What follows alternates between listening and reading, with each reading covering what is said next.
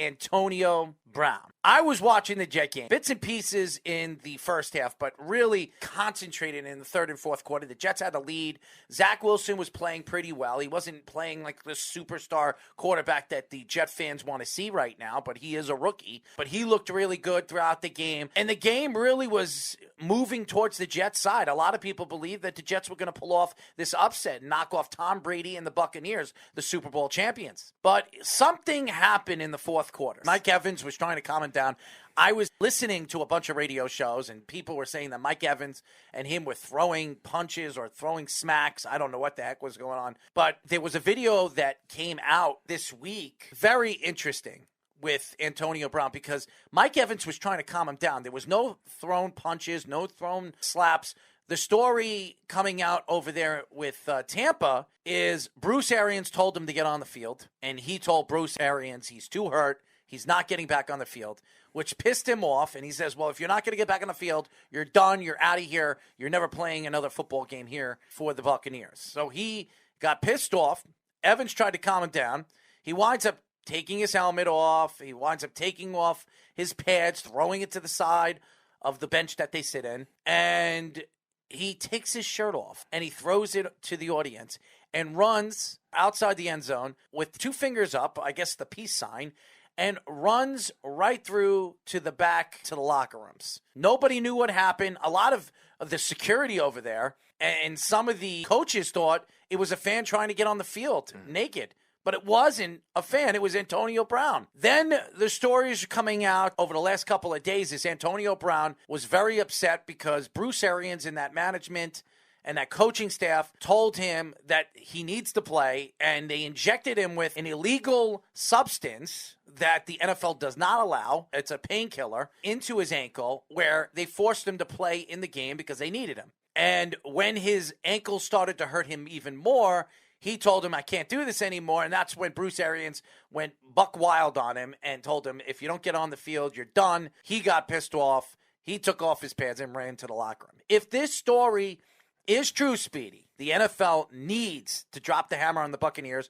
There will not be a Bruce Arians next year coaching on that team. That's for damn sure. And probably never again in the NFL, because we've seen this. We all know about the Saints. You remember that with Peyton and Vicodins? This is a lot worse. When you're injecting something into a player, when it's a banned substance here and for the NFL, because of the situations of what it could cause, and if it's true, Antonio Brown could have been paralyzed if his ankle snapped. So what are your thoughts, Speedy? Because I've been talking enough with this segment. It really makes me sick to my stomach. I don't know if Antonio Brown's telling the truth, because the day after the game, he was hanging out at the Brooklyn Nets game and hanging out with Fabulous. And then the night before the Jet game where he had that outburst, he snuck in a supermodel, so I guess in his hotel. So I don't know how hurt he was, but he claims he was really hurt.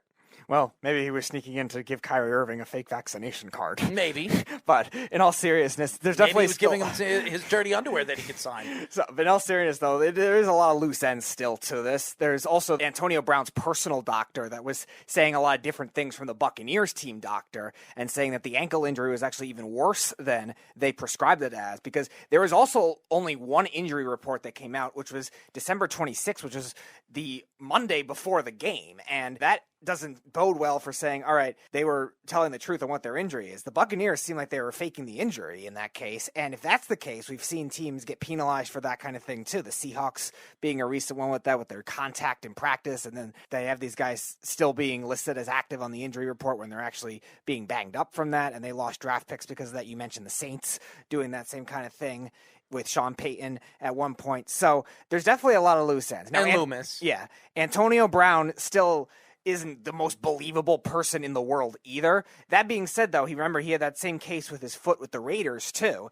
where they gave him that ice thing, the substances that they had, and it messed up his foot there too. And he ended up suing the Raiders. I'm not sure if he actually ended up getting that money in the process, but he never ended up playing it down with the Raiders because of that whole debacle. And that kind of thing shows that he has some conscientious with his injuries. So yes, he's out of whack. Yes, he's a diva receiver. Yeah, he might be a head case that maybe at 33 years old, a team isn't going to want, but still, he might have a legitimate case here, though, too. Now, his antics are his antics. I still don't think he should have gone out the way he did, in the stadium with his shirt off and all that stuff. Essentially, maybe it's rooting these fans on, and maybe it's the Netflix documentary he wants Netflix to do on him and his family. Yeah, I think he's trying to make some money. There is still he doesn't have much. That's for sure. No, there's still some Antonio Brown craziness mixed in there. I'm not completely defending him by any means, but there's still some loose ends that might go in his favor and might make everybody look bad. Antonio Brown, the Buccaneers, Bruce Arians, that training staff,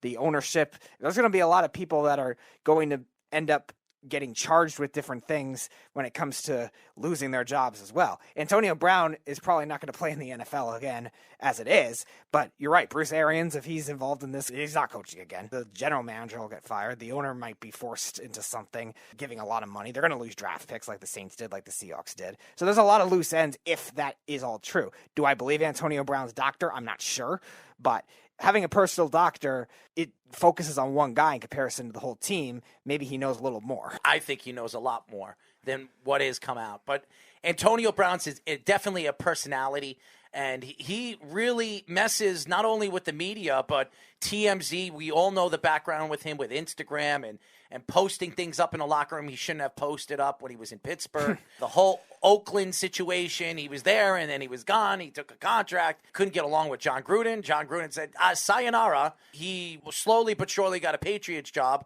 And then he was there for what? One game? 2 games. 2 games. Literally and then 2 games. Belichick fired him too. So it doesn't seem like his head is in the right state of mind. And I think he needs to talk to somebody. But if this story is true, maybe a team will give him another chance. You can't blame him for what happened. Now, it didn't make any sense why he was taking off his shirt and embarrassing himself. Right. But he wanted to be center of attention. He's trying to put fannies in the seats. He's trying to get this documentary on Netflix. So I understand what he's trying to sell. But to me, that was the wrong way of trying to sell it. Embarrassing for Antonio Brown.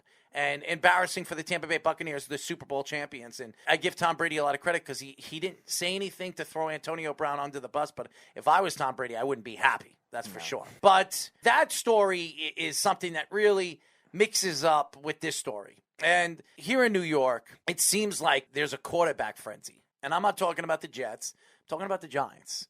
And the Giant fans just think that Daniel Jones is garbage. He's not good. He's not any good. And they need to decide what they're going to do with him at the end of the season.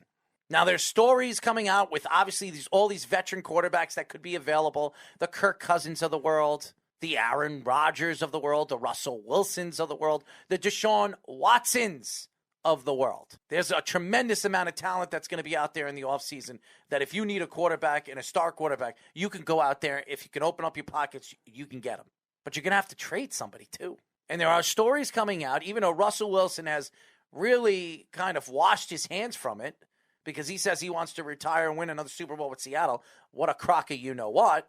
He wants out. He wants to go to a big marketplace because that's where his wife wants to go. Look, his wife was hosting New Year's Eve. What does that tell you of where they want to be? They want to be in the center stage. They want to be where she might have her own radio show, and Russell Wilson could be the star quarterback for a professional football team here in New York. Now, it's not going to be the Jets, and it's not going to be the Buffalo Bills because they have their 2 young, talented quarterbacks. It really comes to one and only one, and that's the Giants.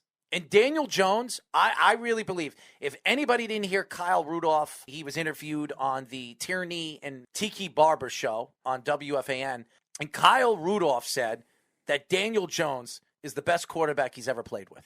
You're talking about Kirk Cousins, who's an all-star. He's a Pro Bowl player. At one point, was averaging almost 4,000 yards every single year for 5 years. He says he's better than, more talented, and more accurate than Kirk Cousins. Then you talk about all the other quarterbacks that he has played with. He has told Tierney and Tiki Barber that Daniel Jones is the best quarterback he's ever played with, the most athletic. And they can win with Daniel Jones. And he believes cold-heartedly that this team, if they protect him and put pieces around him, they can win. Kyle Rudolph is an all-pro, all-star type of tight end. Is he that anymore? He's not. But when he was over there in Minnesota and he was healthy, there might have been 1 or 2 better tight ends than him. And he's telling everybody that Daniel Jones is the best quarterback he's ever played with.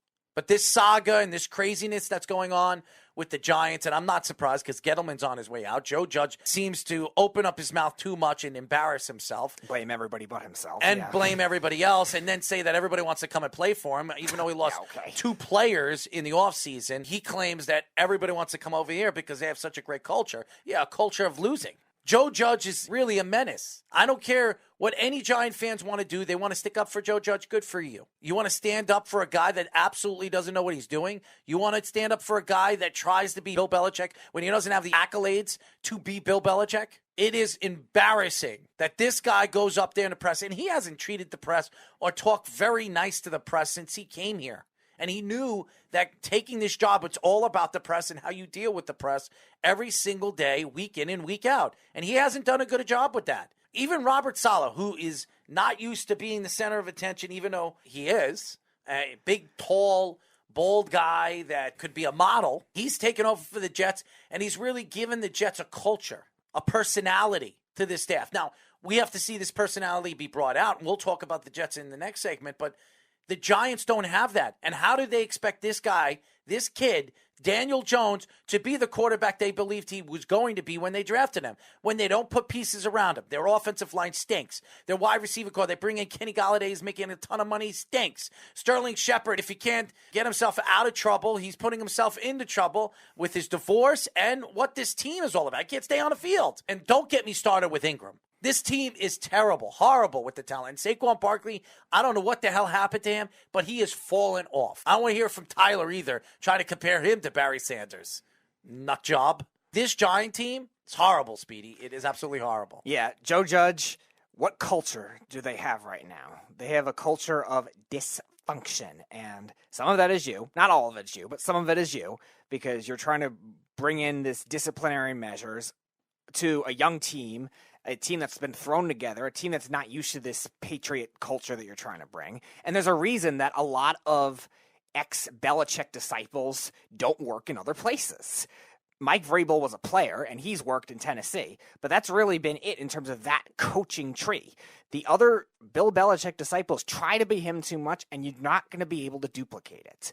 And Bill Belichick is not just a mastermind of managing a team, coaching. He also knows how to discipline and control players, which you clearly do not know how to do if you're throwing everybody under the bus the way you have. And you're saying, oh, everyone wants to come here. All right, Kenny Galladay. Yeah, of course Kenny Galladay didn't want to come here when he's getting paid $4 million a year Overpaid. than every other team. And the only reason the Giants were probably in on that is because they're trying to steal him from the Eagles. You know what that's called? A panic move, proving that they're desperate. They don't know what they're doing when it comes to getting that. I wasn't the biggest Daniel Jones fan either, but you can't blame him for this kind of year where he's been thrown into the fire with Jason Garrett and Freddie Kitchens as play callers, outside of Andrew Thomas, a god-awful offensive line.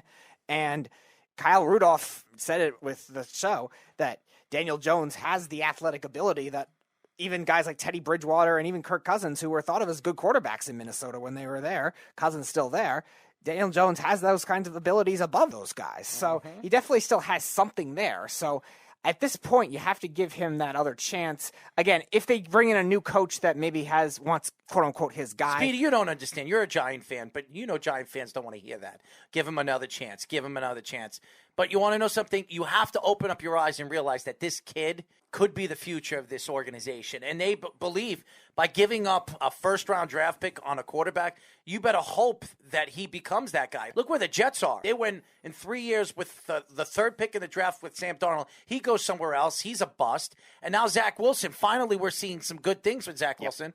But it's taken a whole season to figure it out. So hopefully he develops even more next year. But we said this about R.J. Barrett with the Knicks. We thought he was going to grow. His first year, he looked like he averaged 14 points. His second year, 17 points. Now this year, he's taken a drop, and he's now averaging 14 again. You can't win with a guy that's not developing into that superstar player that you drafted him at. And you could only hope that Daniel Jones figures that out.